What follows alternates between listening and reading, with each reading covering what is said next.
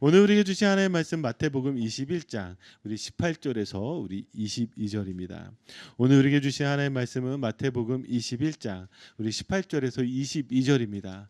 다 함께 찾으셔서요. 우리 같이 한 목소리로 하나님의 말씀 합독해 올리도록 하겠습니다. 우리 같이 18절에서부터 하나님의 말씀 읽겠습니다. 이른 아침에 성으로 들어오실 때에 시장하신지라 길가에서 한 무화과 나무를 보시고 그리로 가사 잎사귀 밖에 아무것도 찾지 못하시고 나무에게 이르시되 이제부터 영원토록 내가 열매를 맺지 못하리라 하시니 무화과 나무가 곧 마른지라. 제자들이 보고 이상히 여겨 이르되 무화과 나무가 어찌하여 곧 말랐나이까. 예수께서 대답하여 이르시되 내가 진실로 너에게 이르노니 만일 너희가 믿음이 있고 의심하지 아니하면 이 무화과 나무에게 된 이런 일만 할 뿐 아니라 이 산더러 들려 바다에 던져지라 하여도 될 것이요 너희가 기도할 때 무엇이든지 믿고 구하는 것은 다 받으리라 하시니라. 아멘. 이렇게 좀 질문하면서 시작하였으면 좋겠습니다. 여러분들의 영적 상태는 어떠세요? 성령 충만하세요? 아니면 혹시 메말라 버린 그런 10년과 같습니까? 어떠세요, 여러분들은? 아무리 기도를 해도 혹은 예배를 드려도 또 말씀을 읽어도 혹은 성경 공부를 해도 가끔씩 우리에게 찾아오는 어떤 그런 메마른 10년과 같은 그런 때가 있습니다. 만약에 그런 분들이 계시다면 오늘 말씀을 통해서 다시 회복되시기를 주님의 이름으로 축복합니다. 주님께서 예루살렘 성에 입성하셨습니다. 예루살렘 성에 입성하신 것은요, 예수님께서 그 구원의 사역을 이루기 위한 그 마지막 사명, 그것을 감당하기 위해서 예루살렘 성에 입성하셨죠. 자, 예루살렘 성에 입성하시고 예수님께서 다시 베다니로 들어가셨다가 다음 날 이른 아침에 예루살렘 성에 다시 입성하셨습니다. 근데 예수님께서 입성하셨는데 시장하셨어요. 그런데 마침 그곳에 무화과 나무가 있었습니다. 잎사귀가 무성한 무화과 나무를 보시고 예수님께서 그곳에 무화과 나무의 열매가 있을까요? 다가갔습니다. 그런데 어떻게 되었죠? 무화과 나무에 열매가 없었습니다. 그때 예수님께서 뭐라고 말씀하시냐면 내가 열매를 맺지 못하리니 하시니 무화과 나무가 마른지라. 예수님께서 지금 이렇게 저주하셨고 그 저주에 따라 무화과 나무가 메말라 버리게 된 것입니다. 참 이상하지 않습니까? 전 여기에서 매우 이상한 좀 두 가지를 발견하게 되는데, 첫 번째 무엇이냐면 예수님께서 왜 무화과 나무를 저주하셨을까입니다. 예수님께서 배가 고프셔서 화가 났을까요? 너무 화가 나셔서 저 무화과 나무를 향해서 저주하셨을까요? 우리가 알던 예수님과 전혀 다른 모습입니다. 만약에 우리가 알던 예수님이라면 어떻게 하셨을까요? 오히려 축복하지 않으셨을까요? 그 안에 열매를 맺게 하지 않으셨을까요? 근데 예수님은 그렇게 하지 않으셨어요. 저주하셨어요. 왜 저주하셨을까요? 자, 두 번째는 무엇이냐면 무화과 나무가 열매를 맺지 못하리라 하셨는데 무화과 나무가 말라버린 거예요. 예수님은 지금 열매를 맺지 못할 것이다 라고 이야기하셨는데 오히려 이 무화과 나무는 메말라 버리게 된 것입니다. 자, 예수님께서 말라 죽으라고 저주하신 게 아니에요. 열매를 맺지 못할 것이라고 저주하셨는데 말라버렸다는 것입니다. 그러면 도대체 이 열매 맺지 못한다는 것이 어떤 의미가 있길래 이런 일들이 일어났을까요? 이 두 가지의 질문을 가지고 하나하나 우리 한번 다시 말씀들을 보았으면 좋겠습니다. 오늘 본문을 조금 더 자세하게 상황을 설명하고 있는 말씀이 마가복음 11장 13절입니다. 우리 같이 한 목소리 읽어볼까요? 멀리서 잎사귀 있는 한 무화과 나무를 보시고 혹 그 나무에 무엇이 있을까 요 가셨더니 가서 보신즉 잎사귀 외에 아무것도 없더라. 이는 무화과의 때가 아님이라. 아멘. 여기 이 무화과의 때가 아니라고 말하는 이유는 이때가 3, 4월경입니다. 이때는 무화과 나무의 열매를 수확하는 때가 아니에요. 보통 여름에 수확했기 때문에 이때는 그런 때가 아닙니다. 그럼에도 불구하고 우리 지난주 말씀을 기억해 보면 3, 4월경에 어떤 것들이 맺혀진다 그랬죠? 덜 익은 무화과 나무의 열매가 맺혀진다고 했습니다. 자, 그것을 어떻게 알 수 있느냐? 바로 그 나무의 잎사귀를 보고 아는 거예요. 그 나무의 잎사귀를 보고 이곳에는 덜 익은 무화과 나무에 열매가 있을 것이다. 이것을 알게 된 것이죠. 그래서 예수님은요, 그 잎사귀를 보고 그 나무에 무엇이 있을까 하여서 그 무화과 나무에게 간 것입니다. 자, 다시 우리 본문으로 돌아와서 19절을 보시면 우리 한 번 더 우리 19절 말씀 읽겠습니다. 시작. 길가에서 한 무화과 나무를 보시고 그리로 가서 잎사귀밖에 아무것도 찾지 못하시고 나무에게 이르시되 이제부터 영원토록 내가 열매를 맺지 못하리라 하시니 무화과 나무가 곧 마른지라. 아멘. 자, 예수님은 이제 열매가 없는 이 무화과 나무를 향해서 이제부터 영원토록 내가 열매를 맺지 못하리라 하셨고 이제 무화과 나무는 말라버렸다는 것입니다. 그러면 여기에 나와 있는 이 말씀에서 중요한 핵심이 무엇일까요? 열매죠.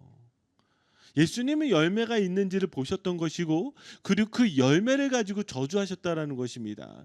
그러니까 이 무화과 나무에 열매가 있느냐 없느냐가 중요했다라는 것이죠. 그럼 다시 우리가 여기에서 이런 질문을 가져야 됩니다. 도대체 이 무화과 나무를 왜 저주하셨을까? 그러면 이 무화과 나무가 무엇을 의미하는지를 우리가 찾아볼 필요가 있습니다. 무화과 나무는 무엇일까요? 예수님은 이것을 통해서 무엇을 비유하고 싶으셨을까요? 자, 이것을 알 수 있는 것이 바로 이 전후 문맥을 보면 우리가 좀 더 유추하고 추리할 수가 있는데 마태복음 21장 12절과 마태복음 21장 23절은 이 무화과 나무 사건의 전후 문맥의 구절입니다. 여기에 공통적으로 나와 있는 단어가 있어요. 그게 무엇이죠? 한번 말씀을 띄워보시면 여기에 제가 하이라이트를 해놨죠. 무엇이죠? 성전입니다.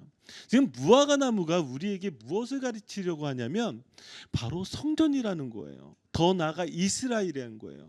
그러면 무엇을 이야기하는 거예요? 지금 이 무화과 나무가 열매를 맺지 못하는 것이 마치 무엇과 같다?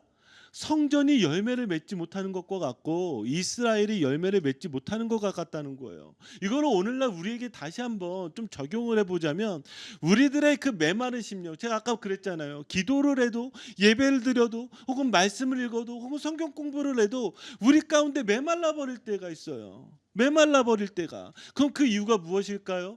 열매가 없기 때문이에요. 그럼 도대체 이 열매가 무엇인지를 우리가 한번 찾아볼 필요가 있겠죠.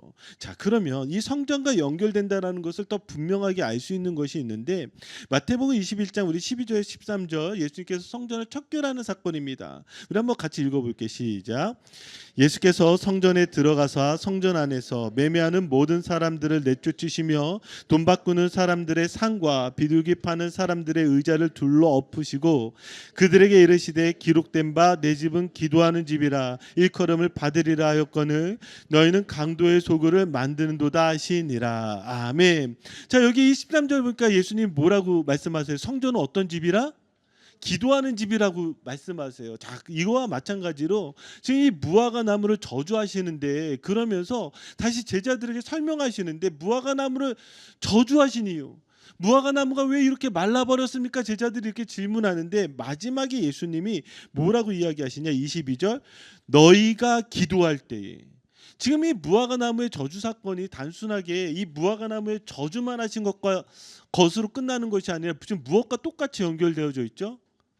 성전과 연결되어져 있어요. 그 키워드, 그 단어를 무엇을 통해서 알 수 있다고요? 바로 이 기도라는 단어를 통해서 알 수가 있습니다. 자, 그러면 좀 더 이 말씀의 의미가 무엇인지 한번 좀 찾아보도록 하겠습니다. 예수님께서 지금 예루살렘 성에 입성하시고 제일 먼저 성전에 찾아가셔서 무엇을 하셨냐면 성전 척결 사건을 하였습니다. 이 성전 척결 사건이란 건 무엇이냐면 이방인들에서 지금 장사하는 집처럼 만들어 버린 거예요. 여기에서 매매를 하고 환전을 하고 그런 일들이 벌어졌습니다. 좀 이해를 돕기 위해서 우리 한번 그림을 보여주시면 이방인의 뜰 저쪽이에요. 저기 안에 헤롯 성전이 있고 저 이방인의 뜰이 있는데 저 이방인 뜰 저기에 막혀 있습니다. 담으로. 그러니까 넘어갈 수가 없어요. 그래서 거기에 경고문이 부착되어 있는데 이방인과 부정한 자들을 향해서 이 담을 넘어갈 수 없게 만들어 버린 것입니다. 그럼 그곳에서 무엇을 하냐면 이제 사람들이 성전에 와서 제사를 드려야 되잖아요. 성전에서 제사를 드리려면 무엇이 필요하죠? 재물이 필요하잖아요. 그러니까 이곳에서 재물을 사기도 하고요. 이곳에서 화폐를 성전 화폐로 바꾸기도 하는 그 매매를 했습니다. 근데 예수님이 여기에서 뭐라고 표현했어요? 아버지의 집을 장사하는 집으로 바꾸지 마라. 그리고 또 강도의 소굴로 바꾸지 마라. 이렇게 이야기하셨단 말이에요. 그러면 우리가 이렇게 생각할 수 있습니다. 아마도 이곳이 예배 드려야 되는 곳인데 이렇게 장사를 하니 문제가 되겠구나. 아니면 여기 성전에서 일하는 사람들이 돈을 벌기 위해서 더 높은 수수료를 매줘서 이렇게 강도의 소굴로 만들었구나. 이렇게 생각할 수도 있을 것입니다. 그런데 우리는 좀 더 깊게 생각해 볼 필요가 있어요. 이게 무엇을 의미하느냐. 자, 그래서 여기에 나와 있는 기도하는 집과 그리고 또 강도의 소굴이 무엇을 의미하는지 한번 좀 더 보도록 할게요. 여기에 지금 예수님께서 기도하는 집 그리고 더 나아 강도의 소굴을 이야기하실 때 앞에 뭐라고 표현하셨냐면 기록된 바라고 표현했어요. 그럼 기록된 바는 무엇이죠? 구약 성경에 지금 이미 하나님께서 말씀하셨다라는 거예요. 자, 어떻게 말씀하셨는가? 먼저 기도하는 집을 보도록 하겠습니다. 이사야서 56장 우리 7절에서 8절이에요. 같이 읽겠습니다. 시작. 내가 곧 그들을 나의 성산으로 인도하여 기도하는 내 집에서 그들을 기쁘게 할 것이며 그들의 번제와 희생을 나의 제단에서 기꺼이 받게 되리니 이는 내 집은 만민이 기도하는 집이라 일컬음이 될 것임이라. 이스라엘의 쫓겨난 자를 모으시는 주 여호와가 말하노니 내가 이미 모은 백성 외에 또 모아 그에게 속하게 하리라 하셨느니라. 아멘. 여기에 지금 기도하는 집을 좀 더 구체적으로 표현하고 있는데 뭐라고요? 만민이 기도하는 집이라고 표현하고 있어요. 만민이 기도하는 집. 왜 하나님이 지금 만민이 기도하는 집이라고 말씀하셨을까? 이걸 좀 더 정확하게 번역하자면 저는 만민을 위해 기도하는 집, 이게 더 맞는 것 같아요. 왜 그런지 제가 좀 설명해 드릴게요. 여기에 지금 저희가 7절에서 8절을 읽었지만 6절에 뭐라고 나와 있냐면 나의 언약을 굳게 지키는 이방인마다라고 나와 있어요. 그래서 8절 뒷부분에도 보면 내가 이미 모은 백성 외에 또 모아 그에게 속하게 하리라. 지금 이스라엘 백성뿐만이 아니라 하나님의 언약 가운데 있는 이방인들도 하나님께서 구원해 주시겠다라고 표현하시는 거예요. 그러니까 여기에서 7절 다시 제가 좀 읽어드리면 뭐라고 나오냐면 내 집에서 그들을 기쁘게 할 것이며 그들의 번제와 희생을 나의 제단에서 기꺼이 받게 되리니 그러면서 이는 내 집은 만민을 위해서 기도하는 집이라. 이렇게 표현할 수가 있는 거예요. 그러면 여기에 어떤 일이 일어나는 거예요? 지금 성전은 어떤 일이 일어나는 곳이냐면 하나님의 놀라운 구원이 이루어지는 집이라고 우리에게 말씀하시는 거예요. 무슨 얘기인지 아시겠어요? 그러면 왜 이렇게 표현하고 있을까요? 지금 이미 이 성전 가운데서는 늘 하나님의 구원의 선포, 그 하나님의 구원의 영광이 이루어지는 곳이어야 되는데 지금 그것이 아니라 지금 이 이스라엘 백성들에게 남겨진 이 성전은 어떤 곳과 같은 거예요? 구원이 사라진 것이에요. 구원이 사라져버린 거예요. 마치 예배는 드리지만 그 예배 가운데 구원의 그 감격과 감동이 사라져버린 바로 그런 것과 같은 것이 바로 이 성전이라는 것이죠. 자, 우리 좀 더 구체적으로 볼까요? 강도의 소굴입니다. 이 강도의 소굴은요. 예레미야 7장 10절에서 11절에 나와 있어요. 우리 같이 읽겠습니다. 시작. 내 이름으로 일컬음을 받는 이 집에 들어와서 내 앞에 서서 말하기를 우리가 구원을 얻었나이다 하느냐 이는 이 모든 가증한 일을 행하려 함이로다. 내 이름으로 일컬음을 받는 이 집이 너희 눈에는 도둑의 소굴로 보이느냐 보라 나 곧 내가 그것을 보았노라 여호와의 말씀이니라. 아멘. 지금 여기 뭐라고 지금 이야기하고 있죠? 우리가 구원을 얻었나이다 하느냐 이는 이 모든 가증한 일을 행하려 함이로다. 지금 여기에서 자 성전이 어떤 곳이라 그랬어요? 하나님의 구원이 이루어지는 곳이라 그랬잖아요. 그래서 여기서 우리가 구원을 얻었습니다라고 고백을 하는데 이들 그렇게 고백하지만 뒤에서는 어떠한 일을 한다는 거예요? 가증한 일을 한대요. 그 가증한 일들이 어떤 일이냐? 한번 볼까요? 8절 9절에 더 구체적으로 나와 있습니다. 같이 읽겠습니다. 시작. 보라 너희가 무익한 거짓말을 의존하는도다. 너희가 도둑질하며 살인하며 간음하며 거짓 맹세하며 바알에게 분향하며 너희가 알지 못하는 다른 신들을 따르면서. 아멘.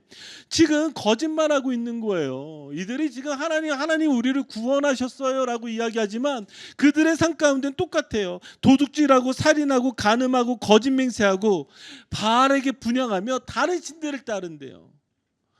그러니까 여기에서 오늘날로 이야기하자면 우리가 주님 사랑해요라고 이야기하지만 우리의 삶에는 똑같이 이런 짓들을 하고 있다라는 거예요. 오히려 내가 무엇을 쫓아가고 있는지, 내가 무엇을 따라 살아가고 있는지, 어떤 행실로 살아가고 있는지 그것에 대해서 분명하게 우리에게 이야기하면서 이곳이 어느 곳과 같다고요? 그렇게 행하는 자들을 향해서 강도의 소굴로 바꿔버렸다는 거예요. 강도의 소굴로. 자, 그러면 다시 질문이 생깁니다. 지금은 이게 열매의 문제라 그랬잖아요. 이 열매의 문제가 어떻게 됐다고요? 기도하는 집이어야 되는데 기도하는 집이 안 되고, 그리고 더 나아가서 이곳에서 강도의 소굴로 바꿔버렸다는 거. 이게 열매를 맺지 못하게 된 거예요.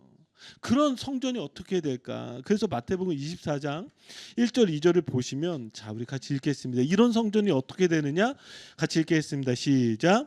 예수께서 성전에서 나와서 가실 때에 제자들이 성전 건물들을 가리켜 보이려고 나아오니 대답하여 이르시되 너희가 이 모든 것을 보지 못하느냐? 내가 진실로 너희에게 이르노니 돌 하나도 돌 위에 남지 않고 무너뜨려지리라. 아멘.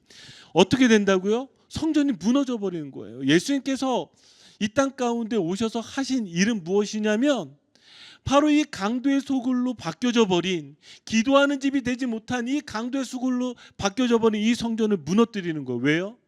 예수님께서 성전 되시기 때문에.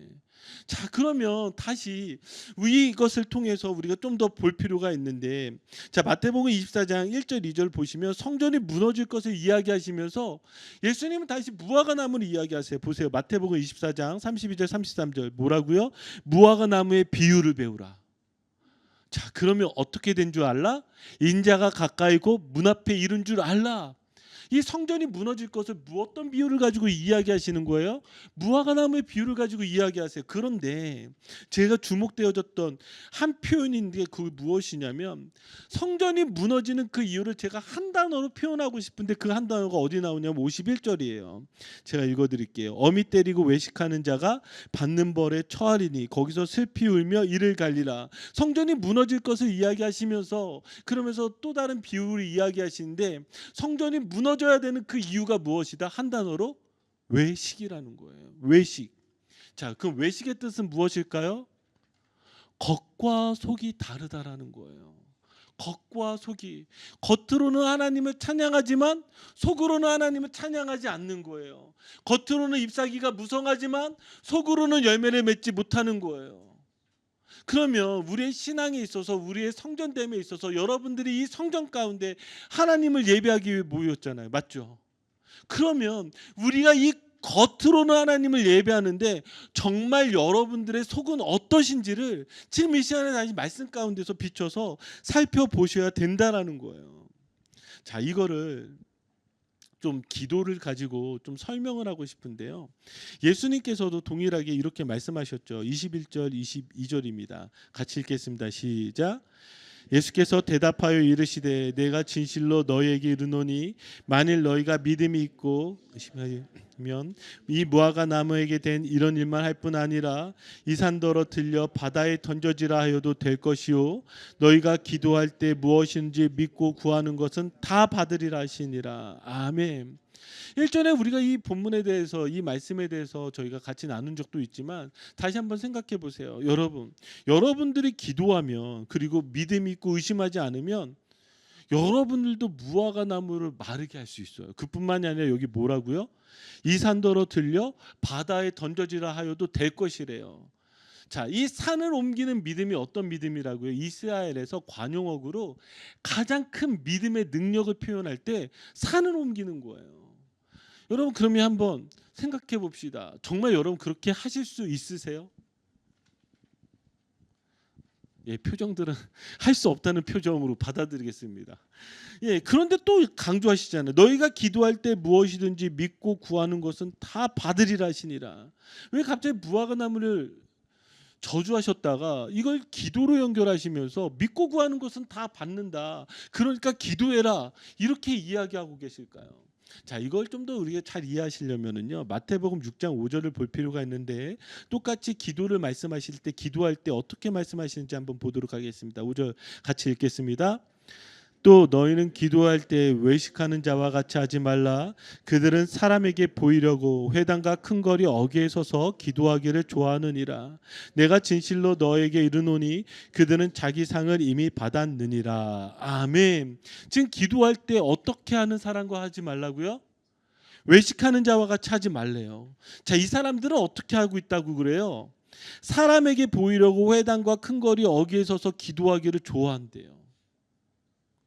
자, 그러니까 지금 예수님은 기도에 대해서 이야기를 하는데 기도를 지금 무엇과 연결하면서 말씀을 먼저 하셨냐면 외식하지 말래요. 그럼 외식하지 않는 기도는 뭐예요? 예수님께서 말씀하셨던 건 두 가지를 크게 말씀하셨는데 이방인과 같이 중언부언하지 말래요. 그리고 골방에 들어가 내 아버지께 아뢰래요. 이 두 가지를 이야기하셨단 말이에요. 그럼 중언부언하지 말라는 거는 뭐예요? 했던 말 또 하지 말래요. 주문처럼 기도하지 말래요. 그리고 골방에 들어가 기도하란 말은 그 어떤 말이 되는 거예요? 이 골방이라는 것은 은밀한 곳입니다. 하나님과 단둘이 만나는 그런 기도를 하라는 거. 그럼 이게 도대체 어떤 말이고 어떤 의미일까요? 아마 저를 아신 분들은 제가 어렸을 때부터 이제 저희 어머니가 목사님이셨고 저희 어머니는 특별히 기도하는 분이셨고 저에게 상당히 기도 훈련들을 많이 시키시기도 하셨습니다. 그래서 어린 저를 이끌고 저희 어머니가 산기도를 참 많이 다니셨는데 산기도도 다니시고 또 저희 교회에서는 저희 어머니 교회에서는 천일 철야 기도회를 상당히 많이 하셨거든요. 그럼 늘 9시 반에 시작하는데 어린 저를 끌고 가서 기도시키시는 거예요. 뭐 그럼 기도하겠어요. 9시 반은 예. 어린이들은 자야 되는 시간이잖아요. 그럼 거기서 신나게 자기도 했었죠. 어쨌든 기도를 하는데 제 안에 늘 의문이 있었어요. 저희 어머니가 뭐 제가 이 부분도 일전에 말씀드린 게 있었는데 늘 강조했던 게 나무 뿌리 하나 뽑아야 신령한 능력이 생긴다고 늘 강조하셨어요. 그래서 산기도에 가시면 나무 뿌리 하나 뽑아야 돼, 명규야. 그래야 너가 나중에 목사가 되면 너가 정말 하나님께서 능력을 주실 거야. 그러면 저도 나무 뿌리를 잡고 흔들면서 기도하는 거예요. 나무 뿌리 뽑힐 때까지 주여 주여 주여. 그리고 어머니한테 기도를 배울 때 저는 목소리를 가장 크게 내서 기도해야 하나님께서 응답하신다고 배웠어요. 그러니 늘 목이 갈갈할 정도로 뭐 주여 3창 했겠어요? 주여 한 100창은 했을 거예요. 그냥 주여 주여 주여. 밤새 산에서 교회에서 그렇게 외치면서 기도하는데 기도가 끝나고 나서 제 안에 찾아오는 그 깊은 허무함을 어떻게 할 수가 없었어요. 어린 나이인데 여러분 이걸 경험하고 싶으신 분은 산에 가서 한번 나무 뿌리 붙잡고 밤새 소리 지르면서 기도해 보세요. 아니면 오늘 밤에 여기 오셔서 한번 주여 주여 뭐 아무도 없으니까 뭐 아무도 신고 안 할 거 아니에요. 여기서 주여 주여를 한번 진짜 목이 쉴 때까지 해보세요. 저는 진짜 어떻게 했냐면 그러니까 뭐 기절할 때까지 기도를 하는 거예요. 그러니까 주님 만나든지 내가 기절하든지. 근데 그렇게 기도가 끝나고 나서 아무 힘이 없어서 쓰러져서 누워 있을 때 저는요 늘 허무했어요.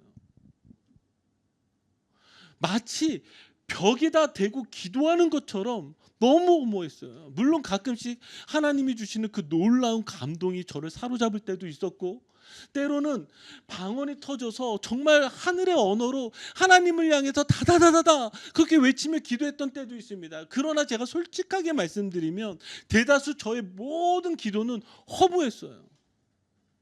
그럼 도대체 뭐가 잘못된 걸까요? 뭐가 잘못된 걸까요? 저는 그때 깊게 생각하기 시작했어요. 아니 이렇게 기도하는데 왜 기도가 안 되고 기도의 능력이 안 생기고 기도의 응답이 안 되지? 분량으로 따지면 채웠을 것이고, 목소리 크기로 따지면 제일 컸을 것이고, 간절함으로 따졌어도 정말 간절했는데 왜 나는 이렇게 허무하지? 근데요, 이게 신앙생활과 똑같을 때가 많아요. 그렇지 않아요? 분명히 내가 하나님을 향해서 열심을 다했고 최선을 다했고 무언가 내 인생에서 많은 것들을 포기하고 신앙생활을 하는데 벽을 만난 것처럼 갑갑함이 있을 때가 있어요. 도대체 왜 그럴까요? 자, 오늘 말씀을 가지고 다시 한번 생각해 보자면 이 성전에서 행해지는 이 모든 것들이 얼마나 열심히 했을까요? 저는 정말 열심히 했을 것 같아요. 그럼에도 불구하고 이곳은 강도의 소굴이 돼버렸어요. 열매 맺지 못하는 무화과 나무가 됐어요. 이들의 이 열심은 어쩌면 오늘날 우리가 드려지는 이 예배 열심, 어쩌면 10배, 100배 이상으로 이들은 정말 최선으로 하나님을 예배했을 거예요. 그런데 아주 중요한 한 가지가 빠졌어요. 예수님이 하신 말씀을 가지고 주검부원하지 말고 골방에 들어가 기도하라라고 이야기를 하셨다면 우리의 기도에서 뭐가 빠졌을까요? 하나님을 만나는 것이 빠졌어요. 예수 그리스도를 만나는 게 빠졌어요. 우리는 어느덧 기도하면 내가 생각하고 내가 구하고 내가 찾는 것들을 다다다다다 빨리 최대한 많이 그냥 하나님이 귀 막으실 때까지 이야기해야 들어줄 거라고 생각해. 그렇지 않아요? 그런데 여기는 그렇게 표현하지 않고 기도를 뭐라고 표현하고 있냐면 하나님을 만나는 것부터 표현하고 있는 거예요. 많은 분들이 기도에 대해서 상당히 어려워합니다. 물론 여기 앞에서 대표 기도하는 거는 다른 이야기고 저희가 합심 기도하는 건 다른 얘기예요. 개인 기도를 가지고 이야기를 하는데 목사님 어떻게 기도해요? 그러면 저는 뭐라고 제일 먼저 이야기하냐면 하나님을 향해서 마음을 열고 하나님과 함께 있길 원합니다라고 그렇게 고백하세요. 우리는 기도를 하는데 무언가 숙제하는 것처럼 기도해요. 일하는 것처럼 기도해요. 그래서 뭔가 되게 많은 걸 해야 될 것처럼 기도해요. 그러나 진정한 기도는 무엇인 줄 아세요? 내가 먼저 하나님을 향하고 하나님을 만나는 거예요. 하나님 만나주세요. 하나님 지금 저와 함께 해주세요. 하나님의 마음을 듣길 원해요. 하나님의 음성을 듣길 원해요. 그렇게 기도하는 것이 바로 중요한 기도의 시작이고 기도의 내용입니다.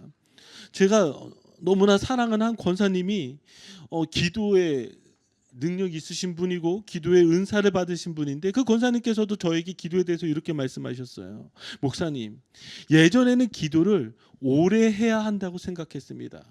그런데 지금은 오래 하는 것보다 늘 하나님과 함께 있어야 한다는 것을 알았습니다. 그래서 예전에는 무조건 오래 해야지 했다가 지금은 짧게라도 수시로 기도하게 됩니다. 저는 이것이요 매우 중요한 기도의 정의라고 생각합니다. 우리는 무언가 겉으로 드러나는 것들이 중요하다라고 생각해요. 그러나 단 한마디를 하지 못하더라도 기도는 예수 그리스도 앞에 우리 아버지 하나님 앞에 나아가는 행위라는 거예요.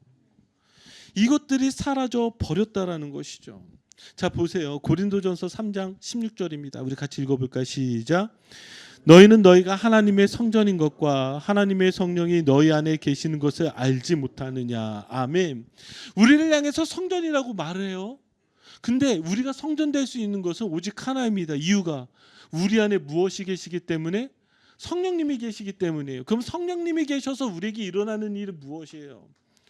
성령님이 계시다라는 건요 우리 안에 끊임없이 예수 그리스도를 드러내고 예수 그리스도를 나타내는 일이에요. 성령님이 하시는 일은 다른 게 아니에요. 성령님은요 우리 안에 예수 그리스도를 드러내고 예수 그리스도를 나타내요. 만약에 여러분들 안에 성령이 계시다면 여러분들의 기도 가운데에 성령님이 함께 하실까요? 함께 하지 않으실까요? 함께 하세요. 그것을 믿는 거예요. 그런데 우리는 이것들을 믿지 않고 다음 것들을 생각하는 거예요. 그러니까 너희가 기도할 때에 이 산이 옮겨지는 그 일이 일어날 수 있는 것은 기도의 바른 관계가 정립이 되면 여러분들 가운데 막혀있는 그런 문제들, 산과 같은 그런 어려움들이 무엇이에요?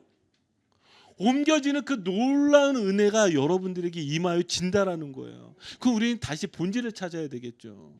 본질이요. 요즘 제가 계속해서 생각하고 있는 주제가 무엇이냐면 믿음의 순수성입니다. 순수한 믿음이 무엇인가? 여러분, 도대체 믿음이 순수하다라는 것은 무엇일까요? 여러분들의 믿음은 순수하세요? 아니면 다른 사람들의 믿음의 그 순수성을 무엇으로 알 수 있을까요? 믿음의 순수성은요, 오직 예수 그리스도밖에 없습니다. 이 사람의 믿는 것은요, 내게 일어날 일을 믿는 것이 아니라 예수 그리스도를 믿는 거예요. 예수 그리스도를 믿으니까 이 산과 같은 문제도 해결되어질 거라고 우리에게 말씀하시는 거예요. 믿음의 순수성은 다른 것이 아니라 이 문제가 해결되지 않는다 할지라도 저는 오직 예수 그리스도를 믿겠습니다. 예수 그리스도를 따르겠습니다. 예수 그리스도가 내 인생의 주인입니다. 이렇게 고백하는 것이 믿음의 순수성 아닌가요? 그러면 이걸 가지고 다시 우리의 오늘 본문을 생각해 보자면, 지금 이 성전이 말라버리게 된 이유, 그 이유는 하나님이 계시지 않았기 때문이에요. 하나님을 향한 갈망이 없었기 때문이에요. 마찬가지로 우리의 이 예배 가운데 여러분들 안에 그러한 갈망이 없다면, 그리고 그러한 임재가 없다면 오늘 이 예배도 우리는 외식하는 예배가 되어지는 것입니다. 자, 이제 말씀을 마무리 짓도록 하겠습니다.